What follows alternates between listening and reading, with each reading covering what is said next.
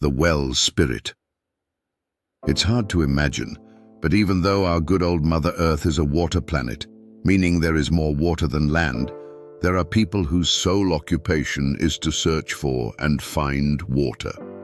Today, I want to tell you a story from the good old days and what a water diviner, some people call them dowsers, can experience when searching for water. In days of yore, that was several hundred years ago, people did not have the same water supply as we do today, where the best drinking water comes straight from the tap. A piece of land on which one wanted to build was only valuable if there was water there. But to determine where there was water and at what depth, one needed people who had a keen sense for water. These were the water diviners. They walked across the land with a forked hazel twig and could feel the vibrations caused by the water. One day, the water diviner Waldemar was faced with something very strange. He had been called because a well that had provided good water every day for many years had suddenly stopped producing a single drop for no apparent reason. Since Waldemar had found the well, or rather discovered the spring over which a well had been built, he was asked for advice. Waldemar proceeded very cautiously. It had never happened to him before that a spring he had found had disappeared overnight, just like that. He couldn't make sense of it. Where could the good water have gone, he wondered. Since he had no better idea, he grabbed his forked hazel twig with both hands and walked around the area to see if the water had perhaps found another way. But what a pity! The forked hazel twig showed nothing. But wait! He had just approached the old well when he felt a distinct twitch in the forked hazel twig. So he moved closer to the old well, and lo and behold, the twitch became more and more noticeable. It was very clear when he stood directly at the well. "The water is still here," he said in a loud voice. "I was not mistaken then, and I am not mistaken today. But there is no water. Try it yourself. The bucket remains empty." The people from the farmstead were very excited. Without water, the steading would be worthless to them. They couldn't irrigate the fields, water the cattle, or even make coffee, tea, or a good soup if there was no water. Not to mention scrubbing and bathing. So, Waldemar lowered a bucket into the well, waited a moment, but the bucket didn't hit the surface of the water anywhere. He pulled it back up by the well wheel, and the bucket was empty and dry. "I don't understand." Waldemar frowned. He thought for a while, then made a decision. He would climb down into the well himself and find out why no water could be drawn here. "It's a good thing the well builders installed iron rails, so I can easily climb down deep. Please give me a lantern or oil lamp to take with me." Well equipped and with a light in his hand, Waldemar set off into the depths. And it really was fathom upon fathom deep. If it weren't for his light, it would have been pitch black down there. The walls of the well shaft were dry, so dry that it seemed as if there had been no water there for a long time. Finally, he reached the bottom of the well. But what was that? There, in the corner by the well wall, was a blue glow. "The ground is completely dry too," Waldemar noted to himself as he stared in amazement at the shimmer of the blue light. "There you are at last," Waldemar heard a plaintive voice say to him. "When you are deep underground, in the deepest darkness, all alone, such a voice, coming suddenly from somewhere and speaking to you, can be very frightening." A shiver ran down Waldemar's spine at first, but since he had nowhere to flee anyway, he took courage and said, "Who are you? I can't see you." "You can't see me? But I'm trying so hard to shine at least a tiny little bit. I've even come up with a pretty color. Can't you see the blue, the faint glimmer of light down here? That's me." "Yes, my goodness, you're the blue light? You're a light that can speak?" "No, I only shine for you. I've been waiting for you for so long, but you didn't come. Now, however, you are here." "Yes, but who are you? And above all, how can I help you?" You're Waldemar the water diviner, and you don't know anything about me. About the well spirits who live in every well of Mother Earth and keep the water pure and clear. I'm amazed. You mean you're a well spirit, the spirit of this well? Waldemar was a little afraid of losing his mind. Whoever talked to a spirit? Yes, water diviner Waldemar, I am the spirit of this well, and I am not doing well at all. I was even worried that I would give up my spirit before you came here to perhaps save me. But dear well spirit, how can I help you? I am here because the people who used to draw their water from this well are no longer getting a drop of water, and I have to help those whose livestock and fields depend on it. That's just it. I didn't know what else to do, so I blocked the spring so that you would be called here. Waldemar was an old man who had discovered many beautiful springs, but he was in his right mind and realized immediately that if he could solve the well spirit's problem, he would also have the solution for the people, livestock, and fields. Very well.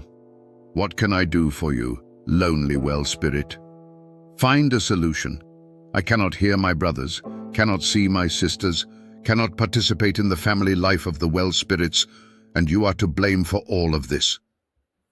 I don't understand. Waldemar was uncertain. Why, I don't understand either, but ever since you found this spring and this well was built, I have been sitting here in the depths all alone.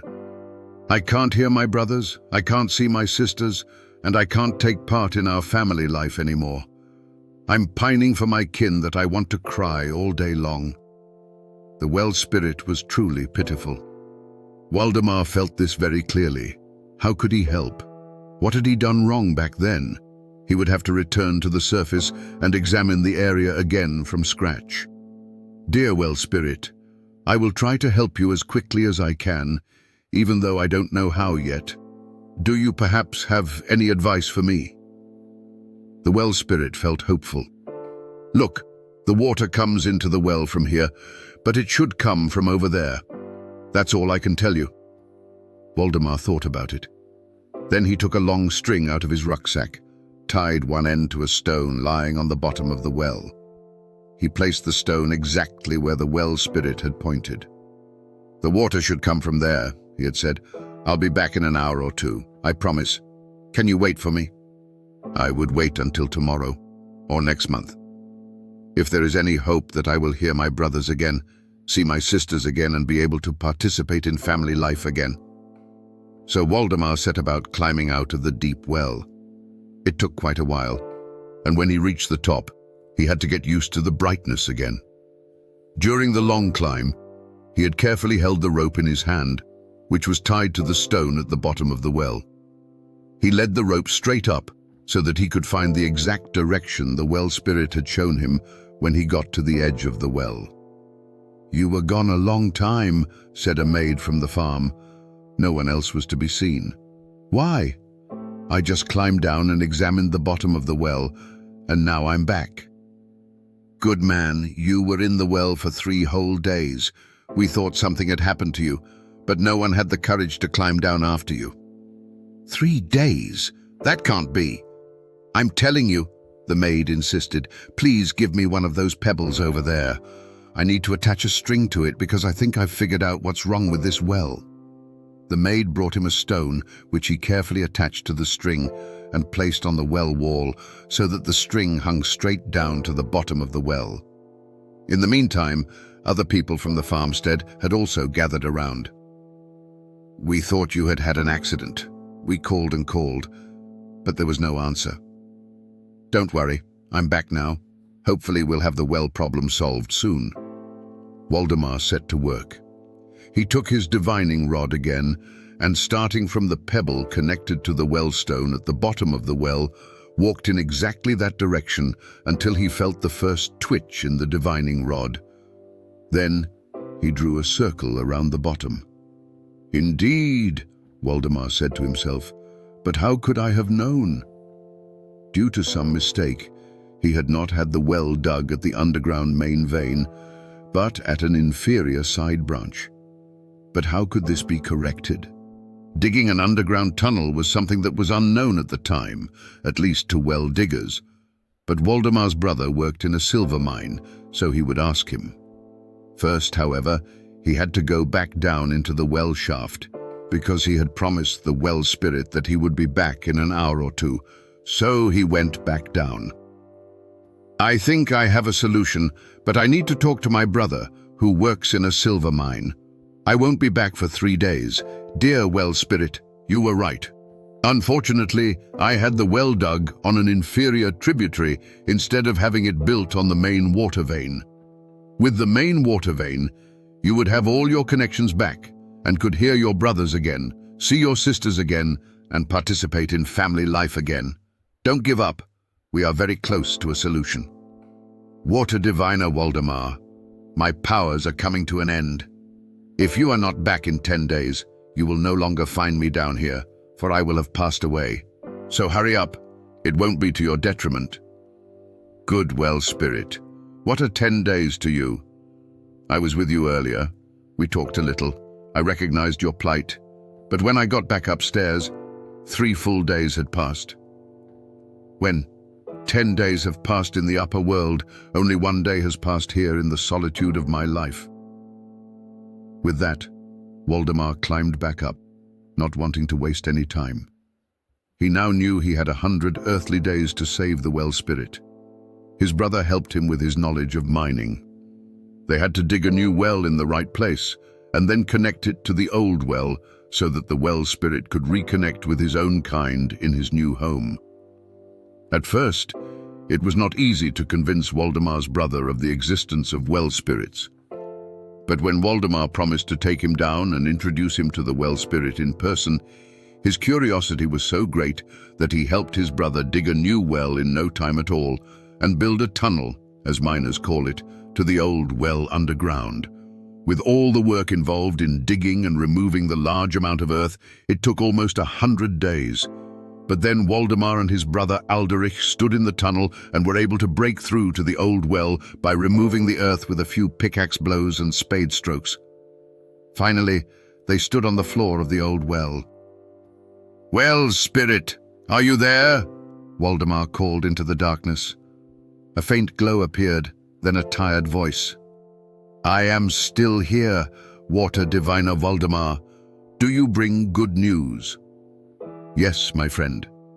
In this short time, we have dug a new well, and with the help of my brother Alderich, driven a tunnel connecting the 2 wells.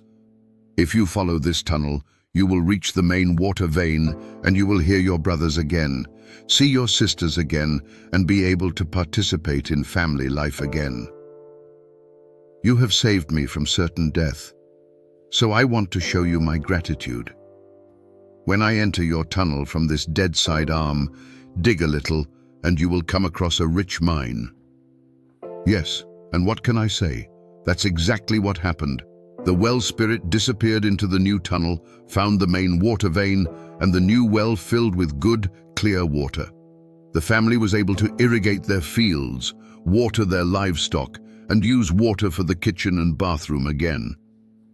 But after digging a few fathoms, where the well spirit had been sitting with its blue glow, Waldemar and Alderich found a mine that was sparkling with diamonds.